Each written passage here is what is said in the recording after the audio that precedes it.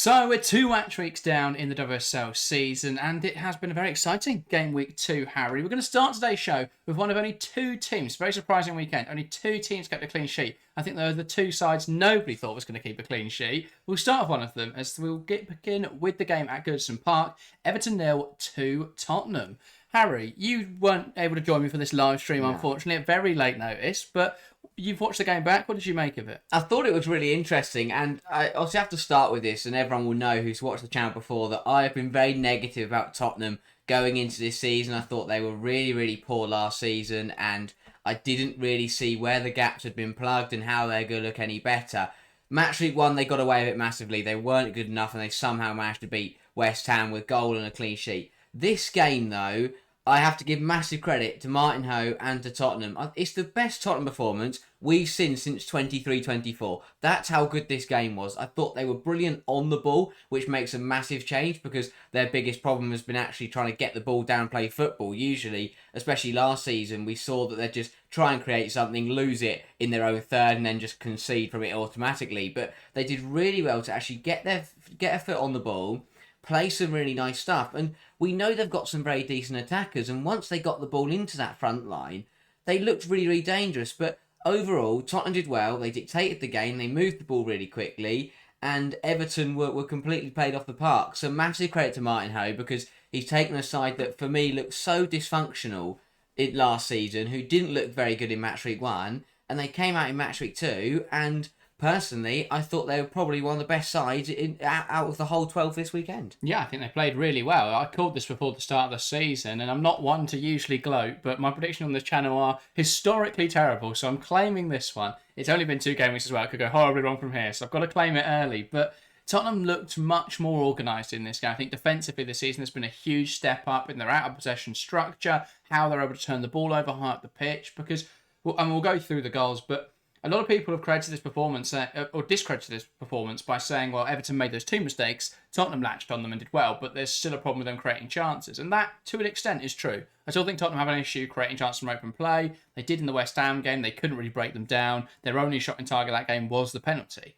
And so I do think that still remains true. But the reason they are winning the ball high up the pitch, and the reason that Rio Nishikawa gave the ball away twice in compromising positions, was because of the Tottenham shape. They made it so difficult for Everton to play out. And when we remember back to Everton-Liverpool just a week ago, Liverpool were able to force the same issues in the first half. Now, Everton changed that at half-time and they started to look a lot better, but they had no fix for what Tottenham were posing. Their out-of-possession structure looked really good. They went pretty much player for player across the midfield. I think the way that Aston was able to come inside and then create an overload in central areas with Nilden overlapping, that is really functional. I think the one issue in there is that Olga Artinen isn't really an attacking winger. And so you do lose a little bit of the upside there. And Beth England isn't really a creator. But both of them did their roles in this game to an adequate level. And that's why they were successful. And let's start there by talking about Kathinka Tandberg. Really impressive first start for Tottenham. Absolutely brilliant. Deadline day signing, and a signing that Tottenham really needed. I think that there was a lot of positivity around that transfer when it was announced, in the final couple of hours, because Tottenham last season really lacked a player that could just go out and cause other teams problems. That's exactly what Tandberg did, and I think that she's got a lot to her game, and that is also very rare to see in a player coming over to the WSL. When we see a player come over, they can look, very not ready and a little bit raw. And yes, there are still things that Tandberg needs to iron out, but compared to other additions where they've come in, from a lower league in Europe and come into the WSL, they've taken time to get going. But Tandberg is there, and the main thing for me is it's the physicality that she has as an attacking player. We see it so many times. I think, to be honest, Matilda Wimberg, who's also at Tottenham, is a great example of what I'm talking about, where a player with brilliant talent, but in terms of that physical level and the pace of the WSL, she hasn't quite got to grips with it just yet, and she's still growing and still developing. But Tandberg's come in, and she's got that physicality to go out and match defenders. She won't be bullied off the ball. She's going to be very, very difficult to win the ball back off once she's got it. And I think that in this game, she just kept causing Everton problems every time she touched it. And to come in on your debut and to look that impressive is massive credit to her, because it's been difficult to praise any Tottenham attackers bar Beth England, but maybe they've found someone who can finally provide a little bit of help up there for Beth England and start to get other players firing. Like Clinton and Naz and Bizet did a couple of years ago.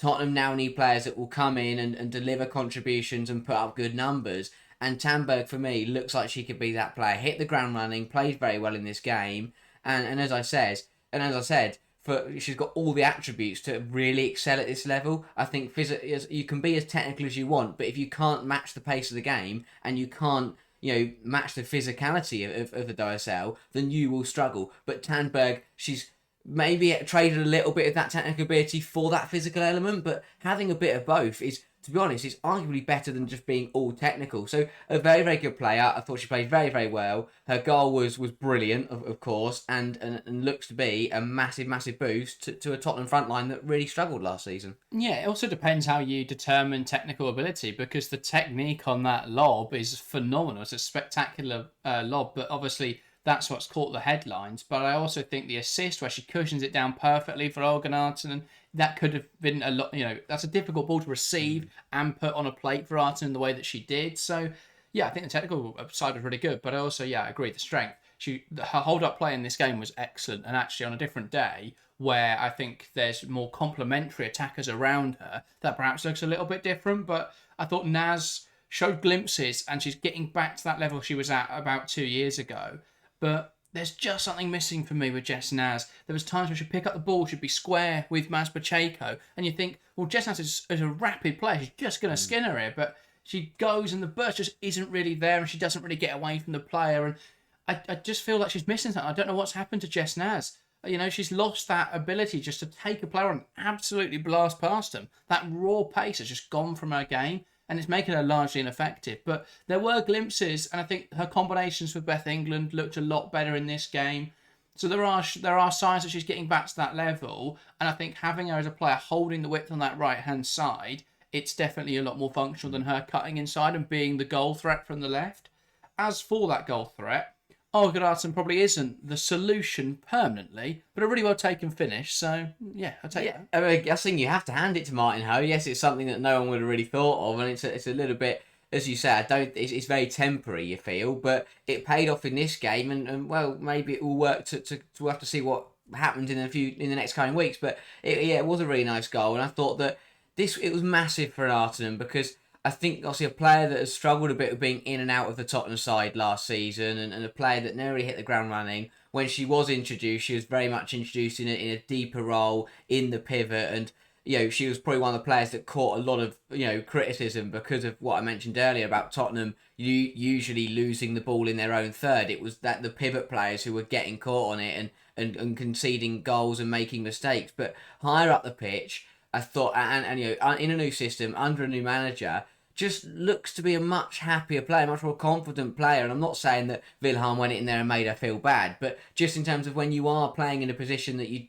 don't really know, or a position that you are struggling in, it is difficult to then not make errors. But shining in this new role that she's been given, get back amongst the goals, which again is something that we would associate with her game because of the fact we're used to seeing her deeper. But I think again, it's really good for Martin Ho, because he's done exactly what Wilhelm didn't. Wilhelm last season stuck with the same players that weren't firing the front line. We saw Thomas and Naz and Raso, and Raso missed a lot of minutes, but we saw a lot of the same players not doing the same things that weren't working. But Martin Ho's come in and he's trying different players, he's trying new signings, he's bringing players into new roles. And as you say, Naz looked better, with a switch. Tandberg came in and looked brilliant, and Artinen looked much better with a switch. So it's really good from Martin Ho, and it's good to see Olga Artinen being a beneficiary of the change of system, and hopefully we'll continue to see her shine in this Tottenham side, because we know she's a good player, and if you get the best out of her, then yes, she popped up with a goal in this game, but she can definitely link. It's the link up, I think, is the main thing. It's to link up with the other players that will get herself chances, but more importantly, I feel, will get opportunities for Tandberg, for England to put away. But yeah, really good finish from Arsenal, and really good goal, and great to see her playing some very, very good football once again. Yeah, and I think once Matilda Wimberg is back from injury, playing that role where she's allowed a bit of freedom to roam inside, but also then has that restriction of getting back onto the left wing. So she's got a bit of she's got specific instructions and she's got a clear role. I think will be huge. I think that'll be a huge improvement. But Artinen, did the role exactly how you'd want to. She drifted inside to be able to then combine when Lionesses made the mistake. And so, really effective pressing. They hounded Everton really well in this game. They turned the ball over twice in the high areas and they took advantage of that. So really impressive stuff from Tottenham. To round our discussion on Tottenham then, consistency under Martin Ho looking really good. Defensively solid, I think that's a huge thing. The only team so far to not concede a goal in this WSL season, which is astonishing given how bad they were at the back last season. I do still think there's an over-reliance on opposition errors, and I think they are missing that creative spark. But the big test will be Man City coming up on Friday night. Do you think they've got any chance in that game, Harry? In spite of their early form, that's going to be a very difficult matchup. It will be a difficult one. It's one of those where it's a bit of, but you have to take positives and negatives from their first two performances, because I'd sit here with City in mind, and as you say, City aren't going to make errors, so are Tottenham going to score? But then on the flip side, Tottenham have looked really strong defensively, even up against sides who, we know have good attacks. Yes, West Ham's front line was terrible on the day, but we know that's a very good front line, so for Tottenham to keep them quiet is very promising. Same with Everton. They were putting goals in for fun last week. So, yes, they may struggle going forwards against City, but I expect to still see that defensive display be strong and to be resolute. That'll be interesting, because if they go out against Man City and they hold it at 0-0 for 70 minutes and then they fall to a late goal, then that's very different to if they completely crumble again. So I'm really intrigued to see how this, as you say, it's the big test now. This will be the big one to show whether they've just got a bit fortunate in the first two games or whether they are a much improved side. But if they take the game to City and have the same defensive stability that we've seen in the opening two games, then it's going to be difficult for Jeglertz to get his side across the line there, because Tottenham will make it a very interesting match. But that is the big test next weekend, and we'll have our answer as to whether Tottenham have just started well against some sides that made errors, or whether they are a side that we really need to be looking out for throughout this season.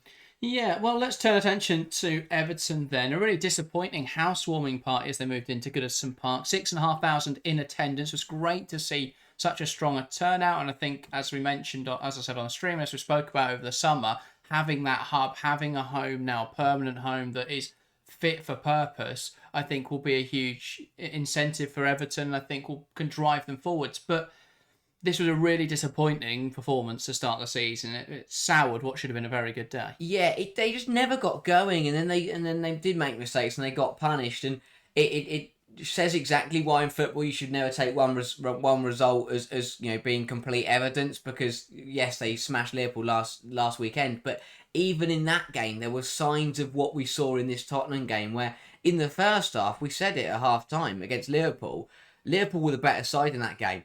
And then I think because Everton were winning at the time, and then because they came out and completely destroyed them in the second half, people kind of forgot about that. But there was 30 minutes there where Everton were really under pressure and they couldn't get the ball out, and Liverpool were coming at them, they were causing problems in wide areas, and Everton mistakes were going unpunished. But in this game, those mistakes were punished. Tottenham took advantage and they didn't switch off because they didn't allow Everton to get into the game. And that is something that Everton are going to have to look at, because if they can't, they got into the Liverpool game because they took advantage on the counter, but you can't rely on winning every game by being second best but just scoring against the run of play. You won't win football games like that. You can't keep that up for very long, and that's been proved in this match. So perhaps the drawing board for Everton, as you say, very disappointing to be their first game at Goodison Park as their permanent ground to perform like that. To be honest, I expected much better. They made errors and it just lacked a bit of fight. It lacked a bit of grit, which is something that I think I've never said about Everton before. Usually they're very physical and they put in a very, very solid performance, even if they lose. But this game was just a bit lackluster. That's the thing, there's no need to panic. It wasn't terrible, but it was just a little bit lacking in a bit of bit of something. There needs to be a little bit of bite there, a little bit more. There momentum. wasn't any fight in the midfield. I think that's Exactly. the biggest thing. Tottenham dictated it in there, which is a real shame. But Everton just didn't have that grit or steel, really. Brian Sorenson's comments after the game were rather critical of the side, saying the team weren't sharp enough, especially considering decision-making and finishing opportunities. Do you think that's a fair assessment? Because from what I watched, the problems for Everton weren't in the final third. And I thought those comments were a little bit misjudged, because the problems for Everton came from build-up, which is, was a bit of a structural issue, but also that players just didn't look entirely comfortable. I think the fact that Robinson was trying to get up, but Pacheco was trying to get high as well, left them a little bit exposed at the back, and there was too much space between players building out from the back. So do you find it a little bit weird when he criticises them for their decision-making and opportunities, presumably then looking at the final third? Yeah, it's one of those where it does surprise me a bit, because Brian Sorensen is usually a manager that is very honest, and he's very good at reflecting on what he saw, and he, I mentioned there with honesty in terms of he's very good at admitting when he gets it wrong, when his team gets it wrong, and when they need to be better. So this one does surprise me. I mean, we saw it. We praised him almost in the first game, where even though his team were winning, he still made 3 changes because he knew they weren't playing well enough. So it surprises me a little bit to hear him say that, because usually he's very good at reflecting on the game and realising where it's gone wrong. So maybe a bit misguided, maybe just misinterpreted the match, and he's probably got back to the training ground, rewatched it, analysed it again, and maybe realised where it was actually going wrong. But yeah, I think it's hard to criticise the final third when it was in their own third where they made the errors and they couldn't really get on the ball or get out at all. Yeah, I mean,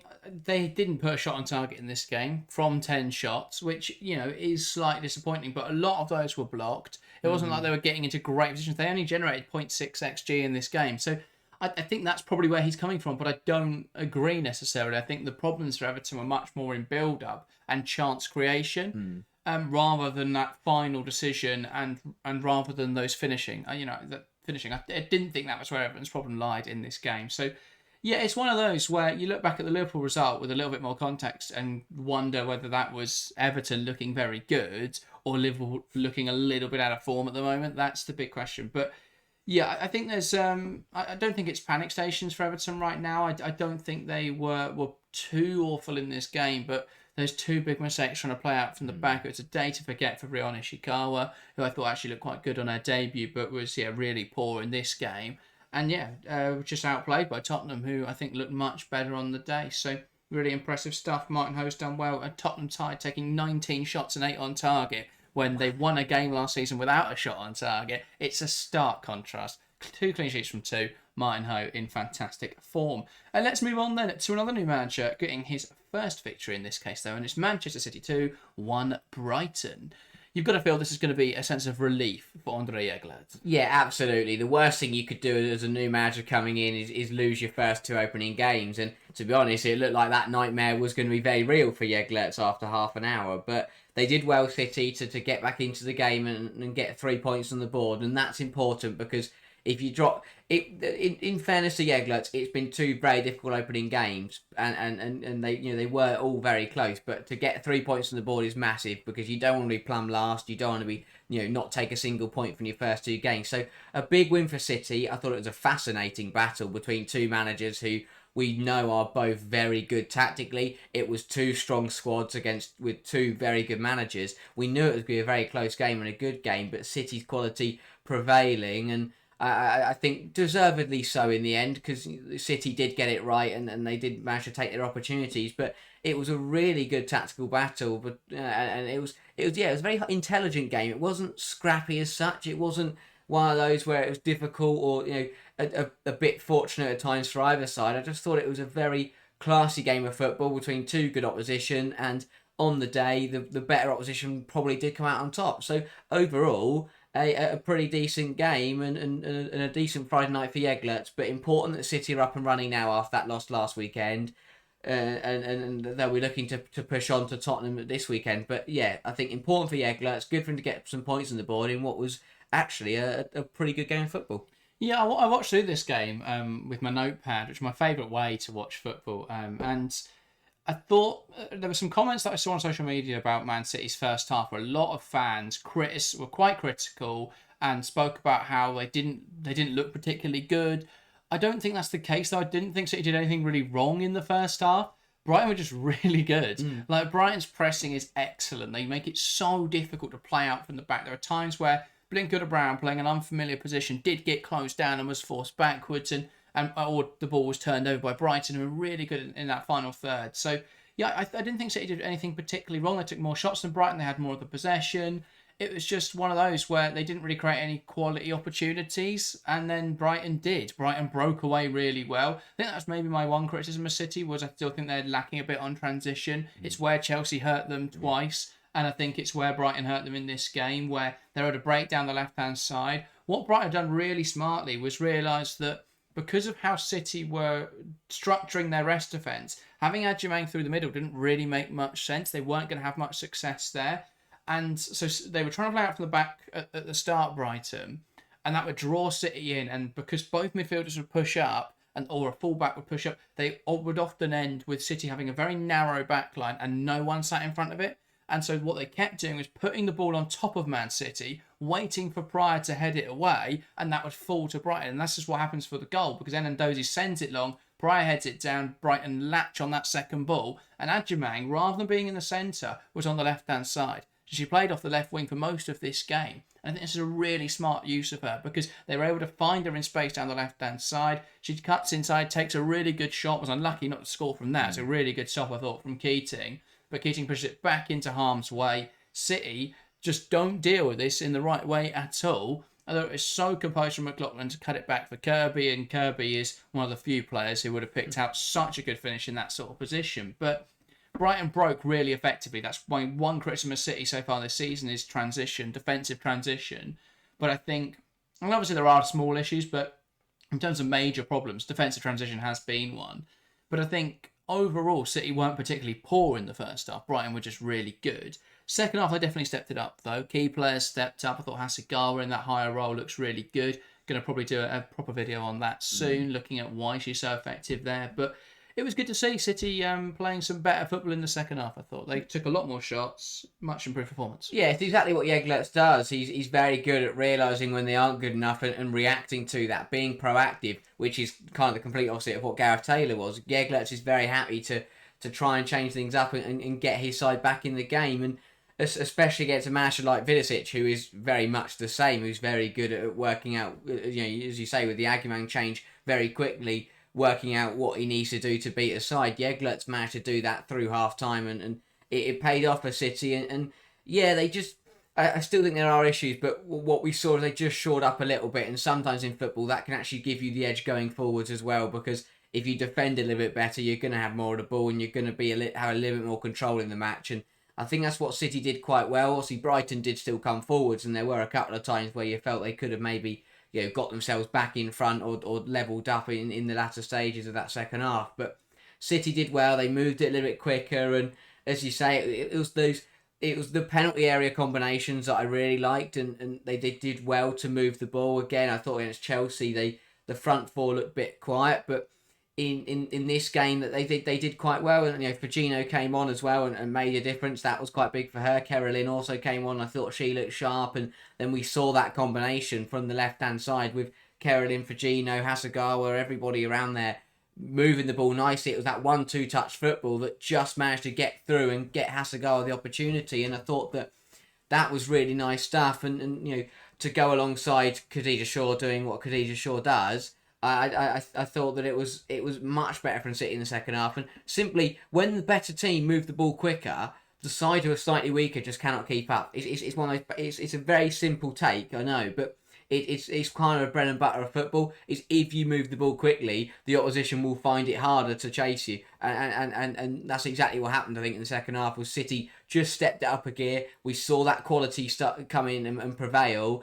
And when you've got players like Shaw and Hasegawa on the pitch, they're going to make a difference. They're going to get involved, and they both came up with some big goals to turn the game around. But that was impressive from City, the way they turned it around in the second half, because we've seen it time and time again last season where if they fell behind, they couldn't get themselves back into the game. But I thought in this match they did well. They stepped it up in the second half and they turned it around pretty nicely, which was very important. But yeah, overall, final third, front four players were much better than they were in the previous match. Yeah, you mentioned Firmino there, and that was one I wanted to touch on, because I think that was a real catalyst for change, that double sub. And the reason why is it took Viviana Miedemar off. What I want to know is when are we going to give up on this Miedemar playing in the 10 role? Because I just don't think she offers anything. And Miedemar is a fantastic goal scorer, but she just doesn't offer anything in the 10. I think that both on and off the ball, in possession, she just doesn't look as sharp. I think she was really wasteful with her shots in this game. She took 4 shots, had registered 0.5 xG, so she got into decent positions, but just couldn't finish her chances. Only put 1 of those on target.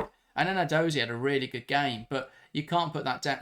The 3 shots that she put off target, you can't blame on Dozie. So, yeah, I just thought she was really wasteful in possession and out of possession. I just don't know what she offers as an attacking midfielder. She doesn't press particularly aggressively. She doesn't track back particularly well. She's she's a striker, and that's fine, but she looks completely pointless in the 10 role. And once they brought on Fagino, a player with a bit of buzz, a player with real technical quality, who is able to operate really nicely in the pockets and link up really nicely with players like Hasegawa and Caroline, like you mentioned. I thought they looked much better in the final third. They were able to play through the lines much nicer because Fagino was looking to get in the pocket. Miedemar just doesn't have that same understanding because they're very different players. Miedema's great at making those runs in mind. She's great at holding the ball up, and that's how she creates space for others. But in terms of drifting into pockets, in terms of drawing players out with her movement, that's just not what she does from that 10 role. So I just don't think it's ever going to work. And actually, why don't they have her on the bench and use her as one of the best backup strikers in the world? I just don't understand it. She's a fantastic player. But at some point, someone's got to realise she's just not a number 10. That's simply the fact. So, yeah, I just thought she was an absolute waste in this game, and City looked significantly better once they took her off. Just to comment on Brighton, really strong performance. Evidently watched that Man City performance in the first game and knew how to combat it. Ultimately, City found that breakthrough from having really good players, and they made the difference. The Uahabi goal, the Khadija Shaw goal was a fantastic cross from Leo Uahabi. And that opened the game up. I think Enadozie probably could have done better for that one. But she was so good throughout this game. It's difficult to criticise her for the one mistake she makes. But yeah, I loved Brighton's shape. The front line was very dynamic. I loved how they were interchanging positions. And to see a side who aren't one of the big 4 teams doing loads of very interesting possession stuff, like having a left winger coming into the striker position, like having Haley and Bex Rayner rotating between right wing and striker. I just think that was really interesting. Visic is a really good coach. And yeah, Brighton's investment this summer into players like Enadozie, bringing in some new centre-backs as well, I think it's going to pay dividends because they look really good in this game. Yeah, I think it's one of those where if Brighton play like that for the rest of the season, they will beat everyone bar the top 4 in this game. Or even then, I think they should be looking to beat some of those. Yeah. I think they would have been really disappointed. They just didn't quite see this performance out because up until just before the hour mark, they were really good. At first half, they were the better side. Yeah, they're very much back to where they were at the start of last season. Yeah, and I think that again, people looked at the draw against Villa in the first game week and maybe thought they weren't, but that again was a brilliant tactical battle between 2 very good teams. And what Brighton are doing is they're having these really close matches, which I think is important because what happened last season was either they were the better team by far or they were miles off it. But what we've seen to start this season is that no matter what the result is, they're putting on a very, very good performance. They're playing very, very well, and they're taking the game to these they've played some 2 very, very difficult sides.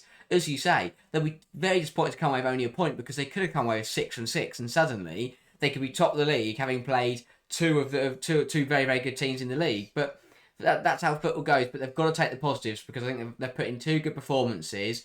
Only conceded 2 goals as well. I think that they'll be looking to push on in the next coming weeks because they're playing really well. They're just not getting the results. So they're still in a good position. There's no need to panic at all. They're playing some lovely stuff. And as you say, on another day, they probably would have won this football match against a City who was slightly... If City hadn't upped it in the second half, Brighton probably would have won this game 1-0. Or maybe it would have been a draw. But overall, they're taking more from it. So I think it's one of those where neither side... Obviously, Brighton will be disappointed, but both sides should take the positives from this game, reflect on the negatives, but as I said at the start of this bit, overall it was just a really good game between 2 good sides, and to be honest, there's not much Brighton could have done in the second half to end up going on to win this game. Yeah, and they've got West Ham next, which feels like the kind of game that should come with a disclaimer for graphic violence, because I think that game is just going to be a demolition job at the moment based on how we've seen those 2 sides perform.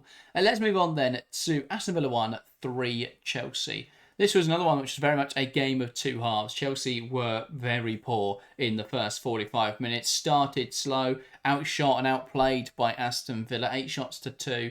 They just weren't in the game at all, Chelsea. Yeah, again, I draw a lot of parallels between the game we just spoke about, where Chelsea just did not get going, didn't really show too much. Again, it wasn't a bit like City. It wasn't terrible. I wasn't, we weren't sitting there going, "This is a terrible performance." Oh my days, they're getting battered, but just didn't get going. There wasn't that spark, and I think it's something that Chelsea still need to get a hold of. And again, don't get me wrong, Villa are a very, very good side and played very, very well, but from Chelsea's point of view, they just did not get going. Didn't get out of first gear, second gear in that first 45 minutes. And to be honest, we're pretty fortunate to be level.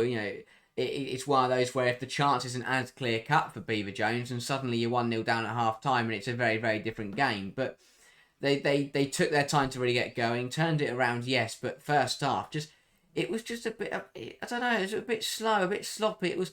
There was a lot of sloppy mistakes. Yeah. That Carpenter pass into the back line that got picked off by Sam at around 40 minutes was so poor. And again, another one that should have been punished, really. And that was a lot of the case. I thought Vika Kaptein, the wrong profile to play in the pivot.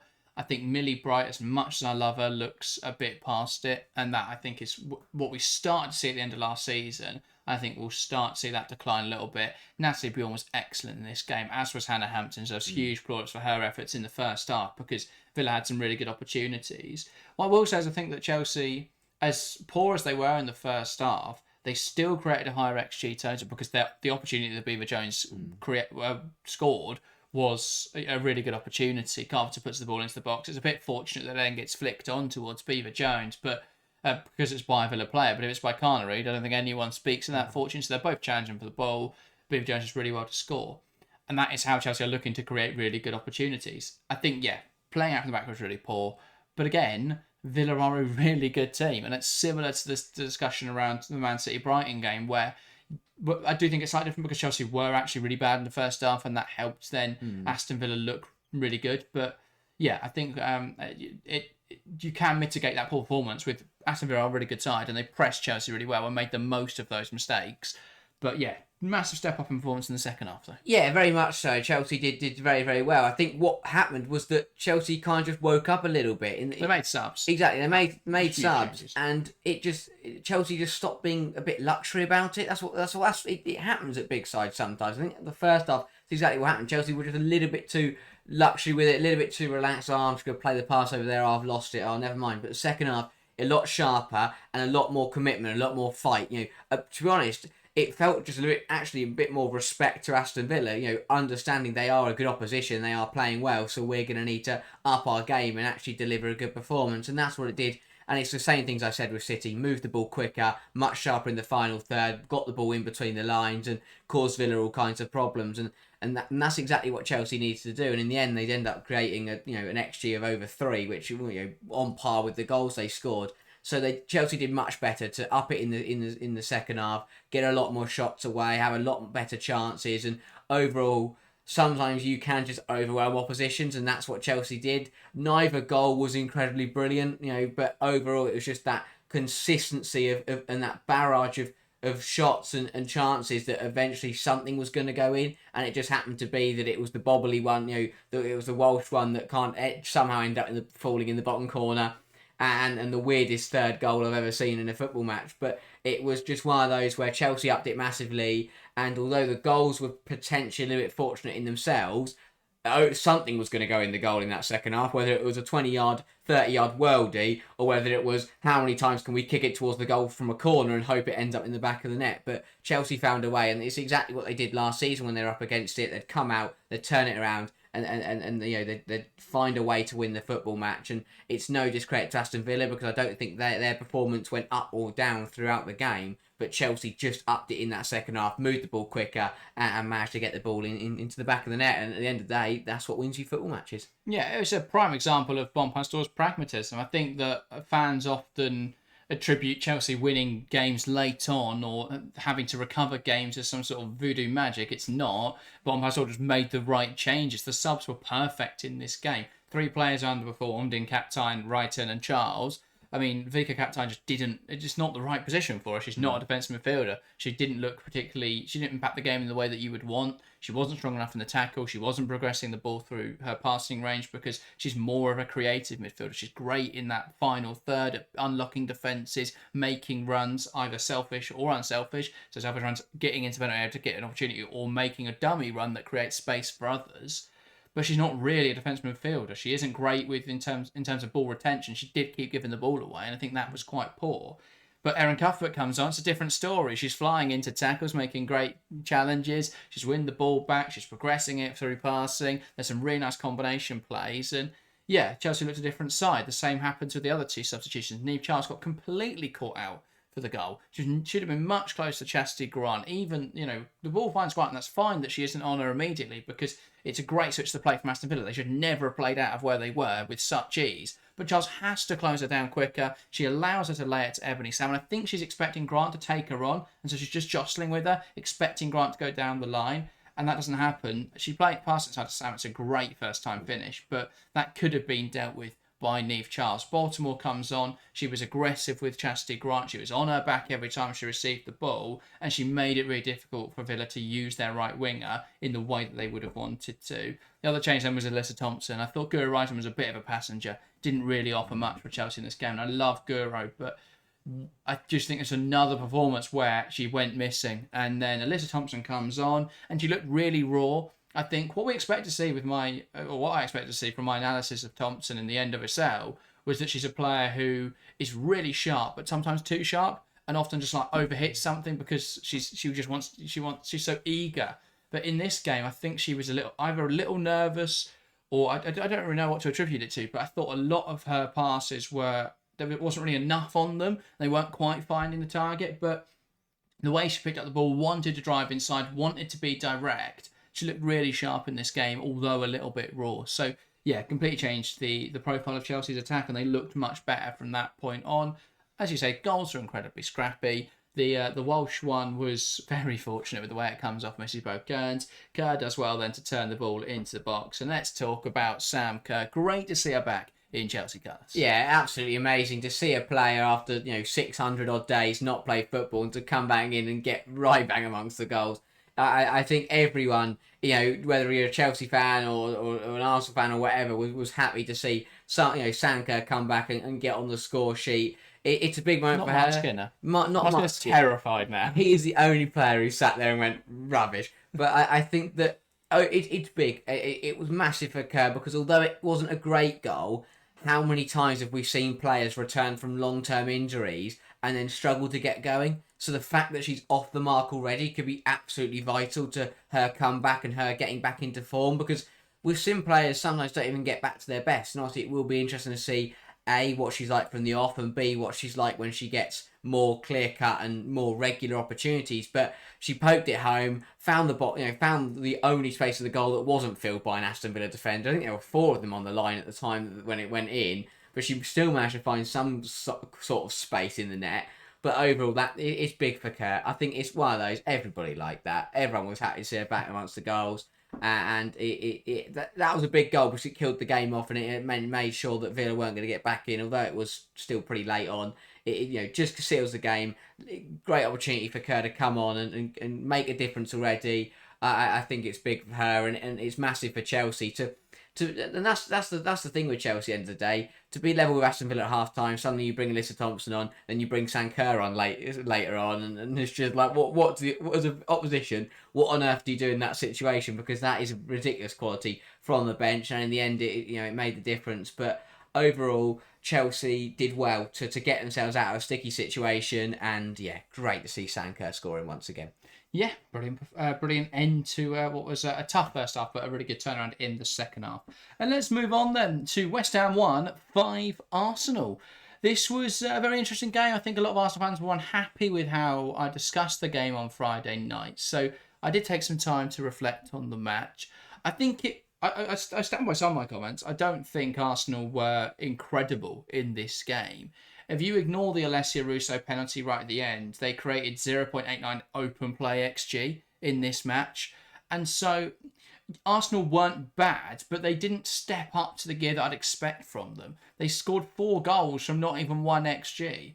And I thought Megan Walsh might as well have not been in goal for West Ham.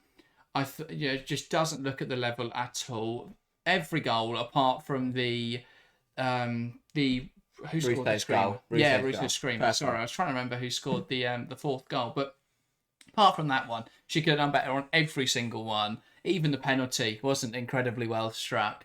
And it's just one of those where there was 3 shots right at her that she didn't deal with. And on another day, this would have been a much more difficult game for Arsenal. So it's not that they played badly, but I think they were very fortunate in that regard. I still think they're having problems creating quality chances, where, London City, they were able to use their star players to really create those chances. I think in this game, they really struggled to break down West Ham. They just relied on the fact that Megan Walsh might as well have been a traffic cone, and the West Ham defenders were so poor.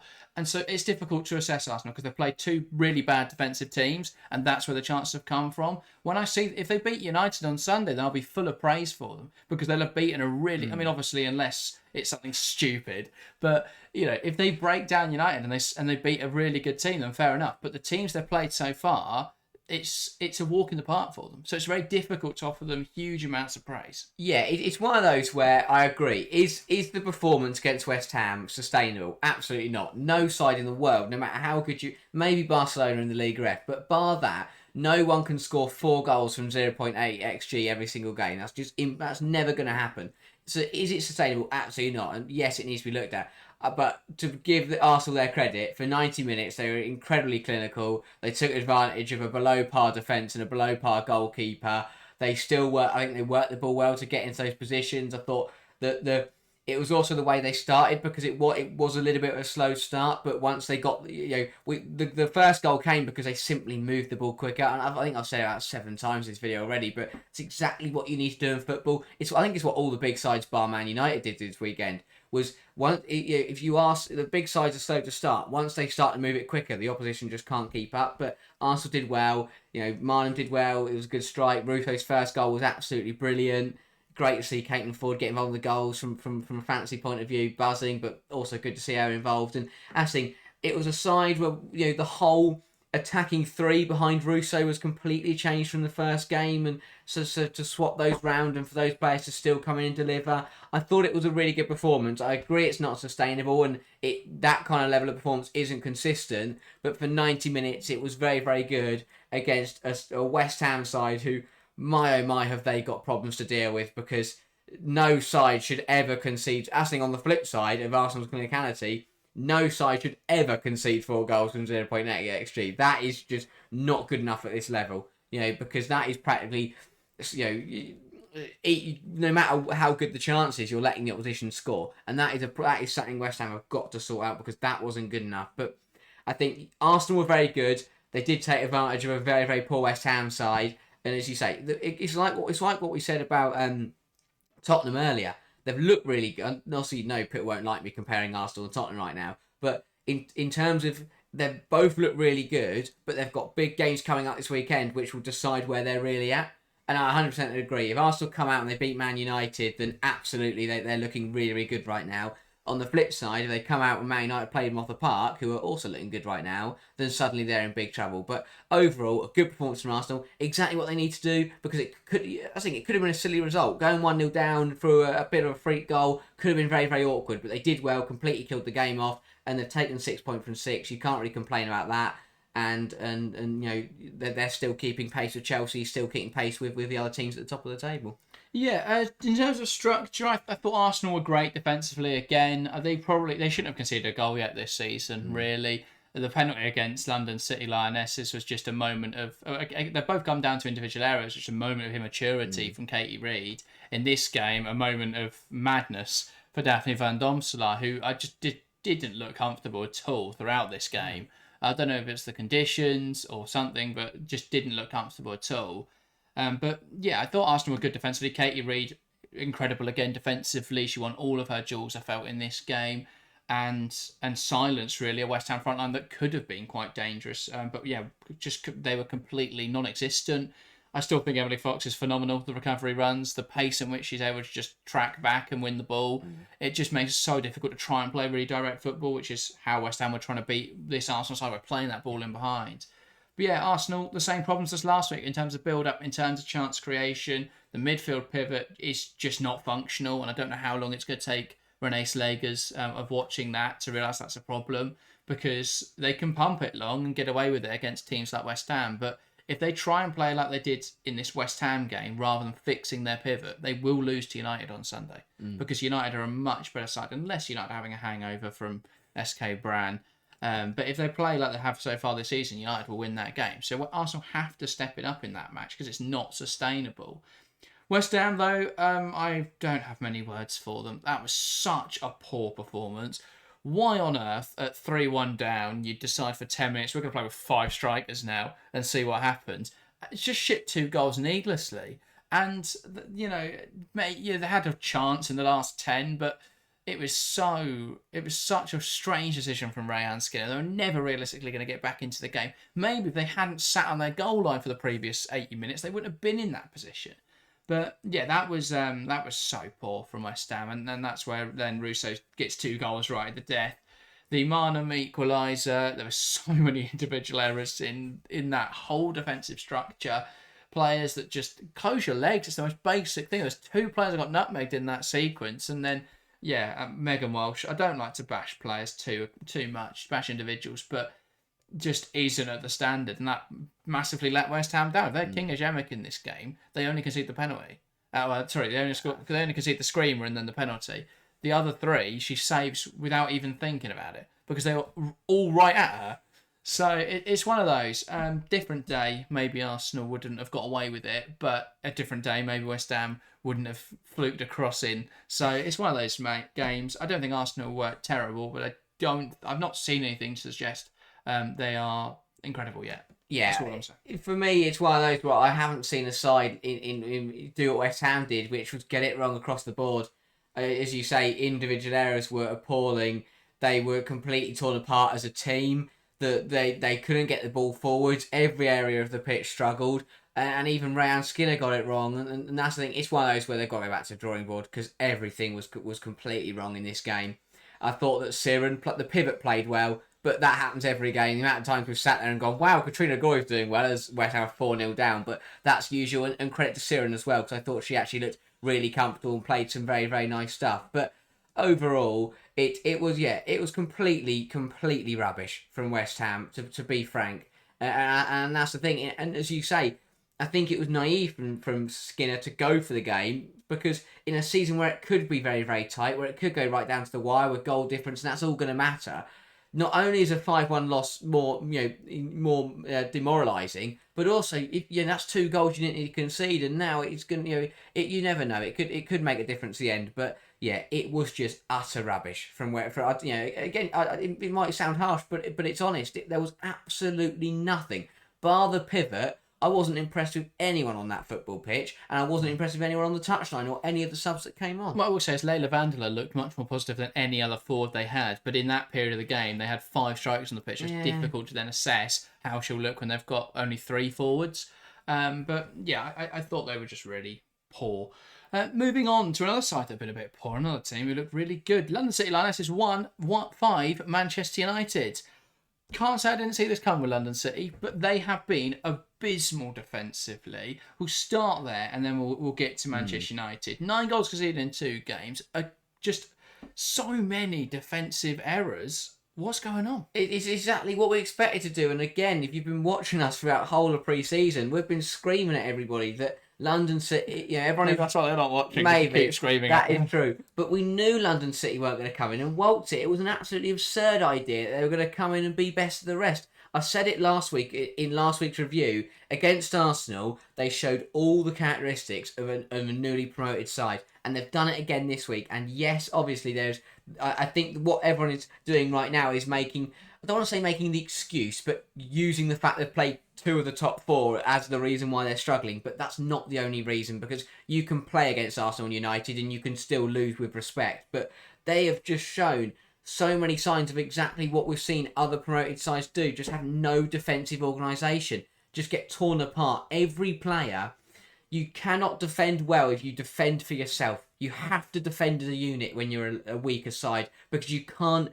Because if you try and gamble on one-on-one defending, you will get taken to the cleaners, especially by two teams in the top four. And it's exactly what's happened. They're not defending as a unit. They've got to be more organised. They've got to have more structure in there. And they've just got to... And if they, obviously, I'm not saying that there isn't a structure. It's just that they've got to then implement it. And that comes down to the back four all being on the same wavelength. And why aren't they all on the same wavelength? Because of the amount of new signings they've made. They don't know each other. Exactly. You cannot come into a league and just buy your way to the top. That doesn't happen because of exactly what we're seeing right now. There's 11 players out there who don't know how to play with each other, and that is a problem in football because they're not communicating, they're not organised, and that's why mistakes are creeping in, and that's why they're getting torn apart. And I mean, I sound very frustrated. I'm not as angry as I seem, but it just annoys me when people are acting stunned now that that London City haven't just come in and just started beating everybody. That was never going to happen. It was an absurd idea, and to be honest, it's actually more funny now seeing everyone's reactions going, why are they getting battered? Oh my days, what's happening? They've bought Grace Gayoro for £1 million odd, because you can't just buy your way to win a league. They haven't let her play yet. That is maybe that's true. The difference. Maybe they put Gayoro in there and they will win the league, and I'll look like an idiot. But overall, they are miles off it. They need to improve, and I think that what it's going to take is a bit of honesty and a bit of reflection from Proyshare and from London City to go, okay, we're not quite as good as we thought we were going to be, so we're now going to have to adjust the way of play. Because if they keep trying to play football and keep trying to be aggressive, they are going to keep getting caught out until they learn it. And I said they could be bottom at Christmas, but they'll get it right, and I think they will get it right at some point. But if they keep trying to play aggressively, it's not going to work for the next couple of months, and they will be bottom of the league. So it's whether they try and just push through these teething these teething stages, or whether they will change up. That will be the big thing for me. But either way, they've got problems that they need to sort. It'll be interesting what they're like up against a side that aren't as good as one of the top four, because United were brilliant. But overall, London City have got massive, massive issues they need to fix. Yeah, maybe Proyshare needs to get some spaghetti, get some marshmallows, couple team building exercises, have them building towers in training, getting used to one another. Two truths and a lie. Yeah. Party games. Yeah. That'd be good. Maybe some of that, get them used to each other before Everton. I think that's a game they could win, because Everton were really... Who knows anymore? Really poor against Tottenham. So, yeah, if they can press well, they may just be able to take advantage of those mistakes, and they've proven they can score goals, as Nikita Parris did in this game. As for United, any analysis of their performances so far has to come with a caveat that they've played possibly the two worst teams in the league, or at least come on paper two of the worst teams in the league. But yeah, they've looked really sharp this season. I don't think you can argue much against 9 goals in 2 matches. They should have kept another clean sheet really here. That Paris goal coming against the run of play, but really, really good stuff. I think what I can say on United is, despite the fact they've played some really easy opponents, I think the system and the structure looks really good. They're getting the most out of Jade Riviere in the final third now, with her overlapping. They are then having to play Bizet out of position, but I think that is a sacrifice that is worth it with how good Jade Riviere's looked. But yeah, I've been really impressed with Manchester United. Yeah, for me, the big thing that right now is separating how I talk about Arsenal and how I talk about United is the improvement that we've seen from match week 1 to match week 2. In match week 1, yes, obviously they played very well, and they absolutely, they were really, really classy and scored 4 goals, but they were really, really poor in front of goal. They had like 6 big chances and missed 5 of them. Whereas in this game, they were absolutely brilliant.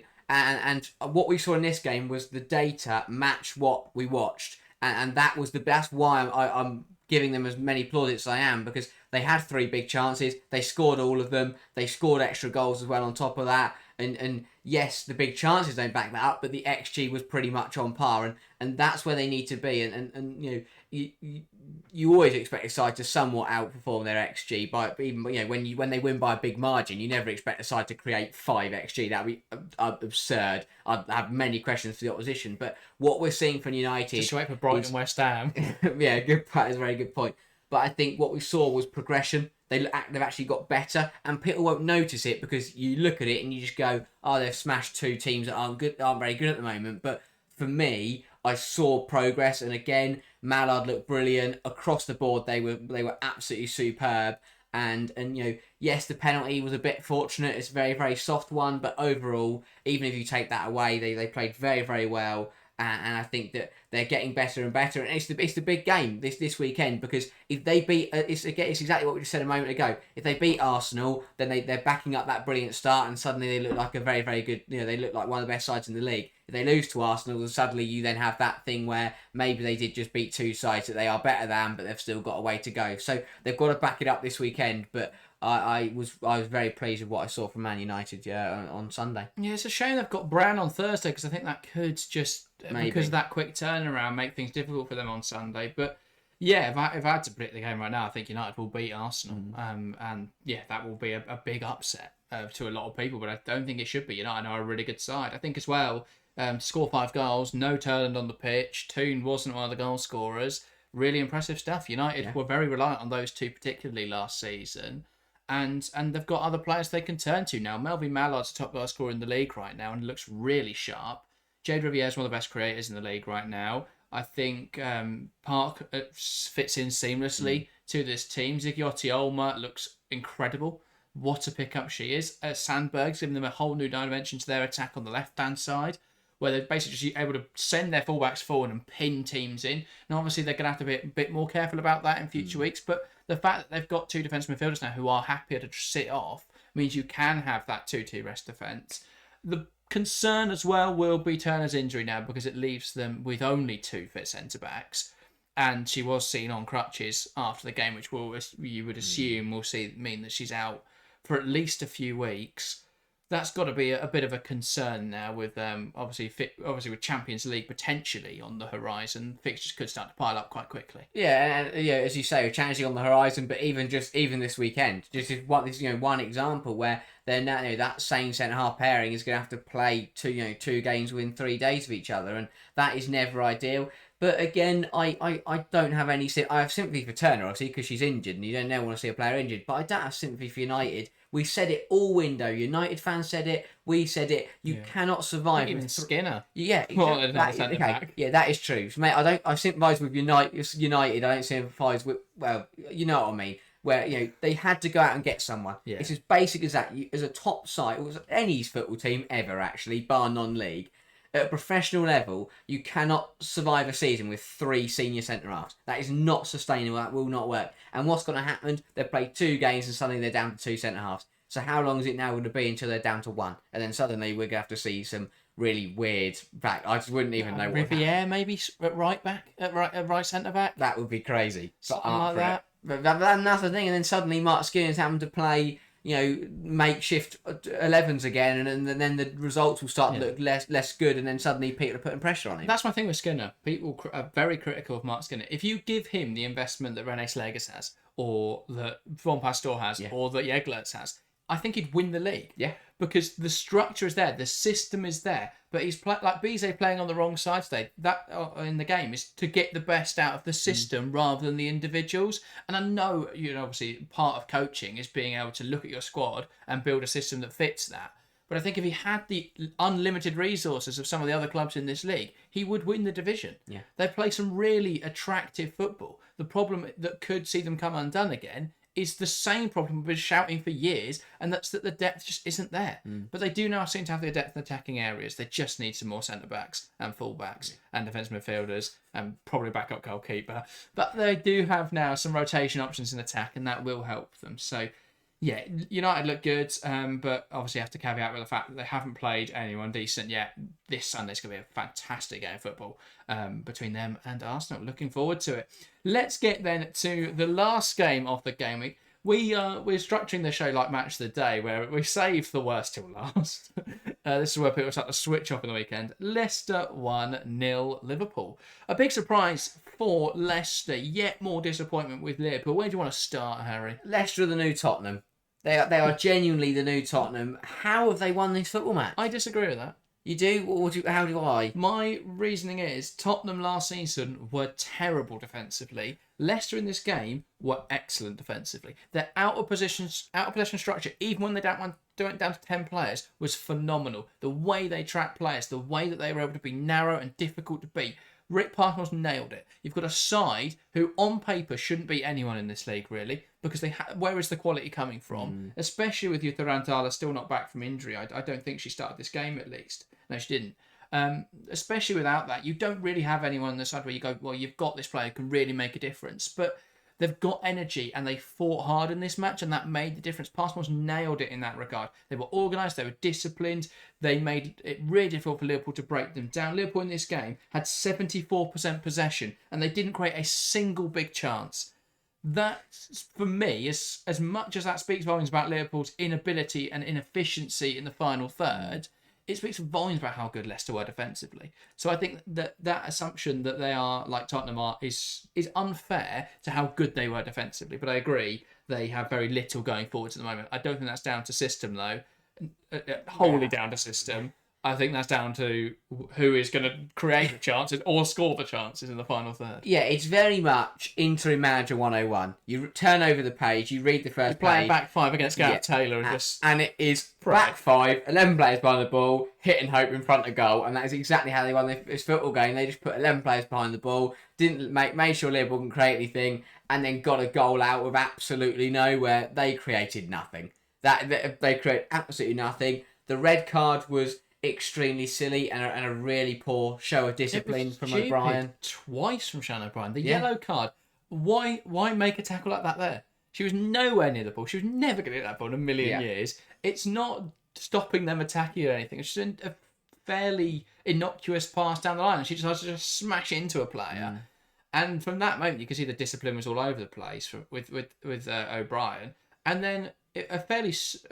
there wasn't really anything in the challenge between her and Clark. That's not what the card was given for. She just had to go and have a shout with the referee. I just didn't understand it at all. I thought that was really ill-disciplined and made life very difficult for Leicester, but they fought on regardless. Yeah, and that's in credit to Leicester, because that's the kind of thing, as we saw in the men's game with Burnley, one silly error where you get a red card or something could completely change the game around. And that could have cost Leicester. So I think O'Brien is very lucky that she didn't let her team down there, and they somehow, 3 minutes later, went on to score a goal and win the football match. But that's more on Liverpool, not O'Brien. O'Brien can thank Liverpool for letting her off the hook.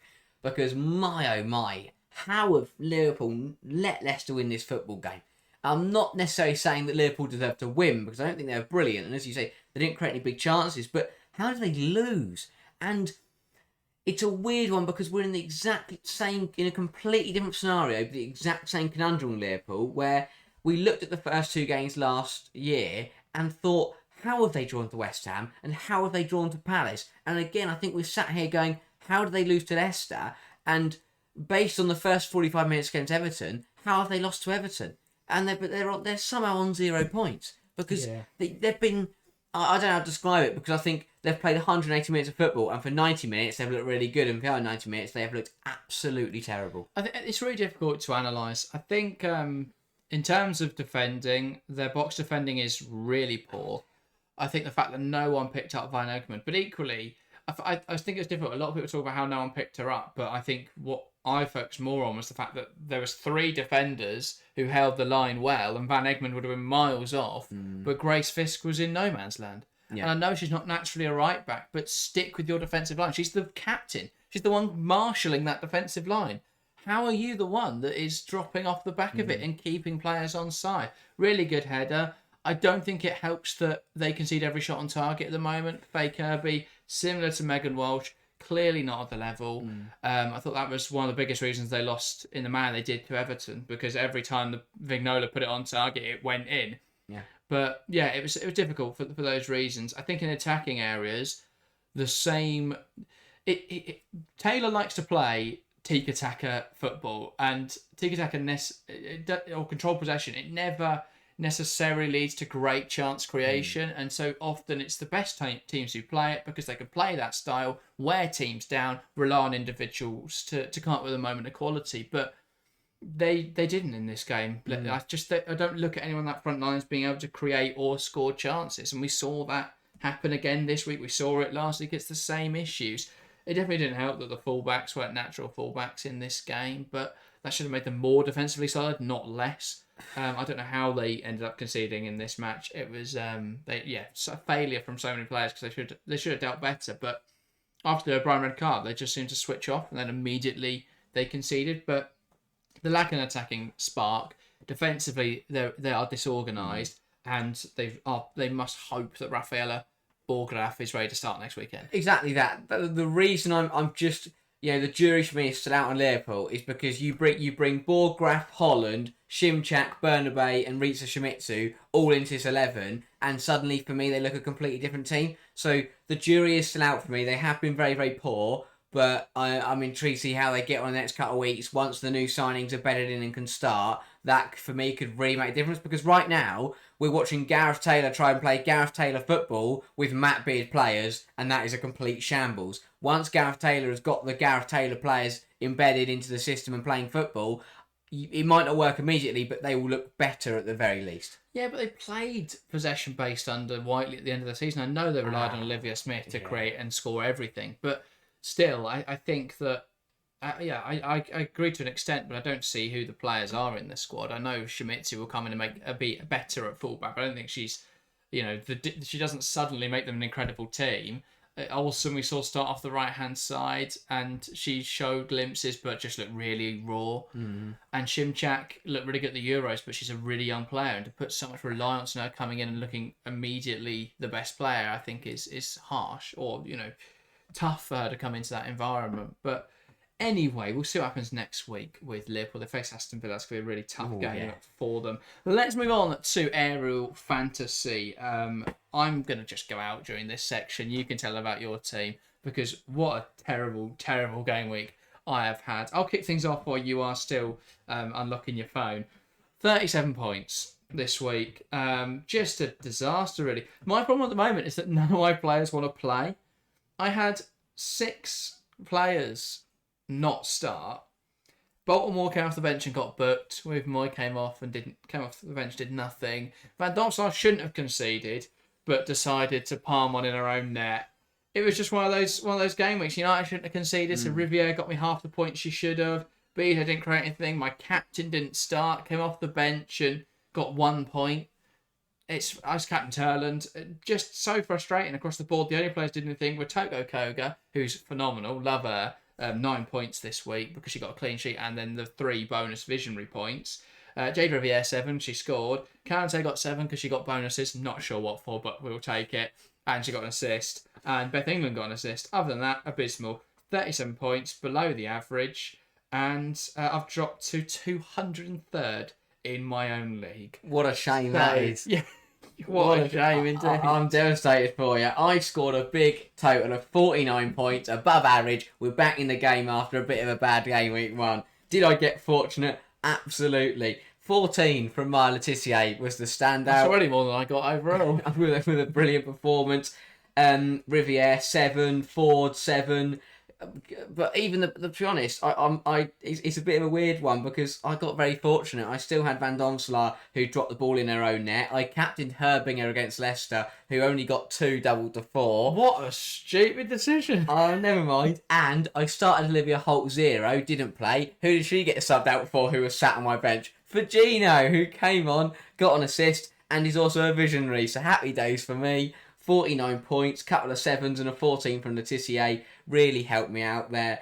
But yeah, above average, and we're not on the climb. I've dropped despite of averaging. Okay, that's not very good. I thought I'd gone up, but no. I have dropped to 190th, so I'm ahead of you, but I've still gone backwards despite scoring above the average. Yeah, tough game week. It was difficult when only 2 teams kept a clean sheet. I'm just lucky I had one of those 2 teams. Yeah, true. In having obviously Toko Koga for Tottenham. If anyone's got lesser defenders, you are a psycho, but well done. Respect it. I took out Ebony Salmon, who scored, and replaced her with Cornelia Capox, who didn't. So that one hurt. I brought in Carpenter for Germa. That got me 2 points. Lovely days. I'm also now set up horribly for next week. I've got Jade Rose, who didn't even play this week. She's got Tottenham, which I don't think is a great fixture.